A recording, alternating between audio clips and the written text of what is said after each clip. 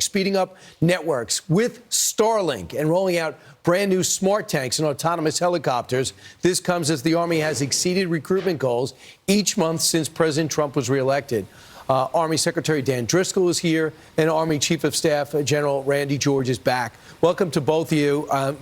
Secretary Driscoll, tell me about the new approach to modernizing the Army attack plan. So what we've learned in the last couple of years of the conflict in Ukraine is that the old way of doing war will no longer suffice. And under the leadership of President Trump and Secretary of Defense Hegseth, they basically have empowered the United States Army to go make the hard decisions and the hard changes to reallocate our dollars to best position our soldiers to be the most lethal that they can be. And these are hard decisions. These are legacy systems that have been around for a long time. There's a lot of momentum. There's a lot of lobbyists around them. But with the leadership of those gentlemen in our chain of command, we have been empowered to go do what's right. So, General, they'll talk about legacy. A lot of times when you spend all the decades in the military, there's a certain way of doing things. Are you open to hooking up with Starlink, to seeing a chopper take off without a pilot? We see what's happening with drones now that look like planes. Yeah, absolutely, Brian. I mean, we're doing that, and, you know, we don't have a challenge with the innovation. The innovation's happening down with our soldiers. We're changing formations. Right now, we had an exercise where we had more than 200 drones in a brigade combat team. We're watching what's happening. We know we need to change, and, you know, if there's one thing, we just can't go fast enough. We got to speed that change. Right. Go ahead. I was just going to say, Brian, this is day 66, and so the way I've split up those first days is half in the building, half out of the building. And the one thing I can say is the American soldier is innovative. They are smart. They are hungry for change. They know what needs to be done. And what we as civilians need to do a lot of the times is just get out of their way. And with what President Trump has been empowering the different agencies to do, that's exactly what's happening in the Pentagon now. And, you know, the great news, General George, is you got numbers. This is very encouraging. This time we have unemployment at 4%, so people have options, and they're choosing the military. In February, you're 115% of the target. In January, 114. In December, over 108.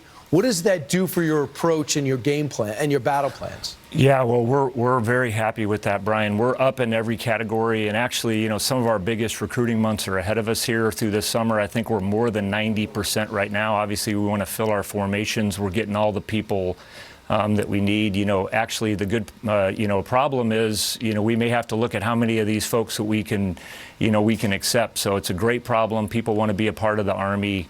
And we're looking forward to filling our formations. And one of the amazing things, too, Brian, is our retention numbers. So if you were thinking of, like, what is a trailing indicator of success as an Army? Like, when you look at soldiers, how do we measure if they think the leadership they have is good? And I would say it's retention, how many soldiers sign back up to stay in.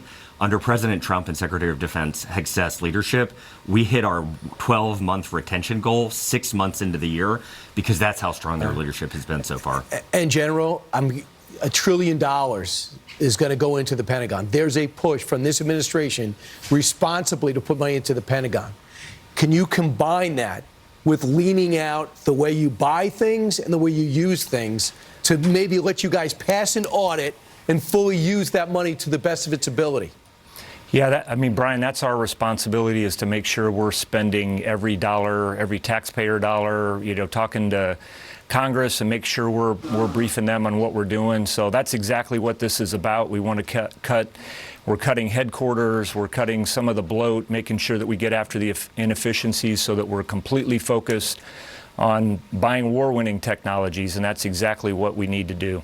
And finally, real quick, Mr. Secretary, what's it like having a warfighter leading the Pentagon who will go out there doing push-ups and do training with the men and women who serve? Having Secretary Hegseth has been transformational for this building. He does not take no for an answer. When he gets an order from the president, he empowers us with our military colleagues to go get it done. It is a mission-first mindset. That is a soldier-first mindset in the Army. And from what we've heard as we've traveled and talked to soldiers, this is a new way of approaching it. It was not like this under the previous administration.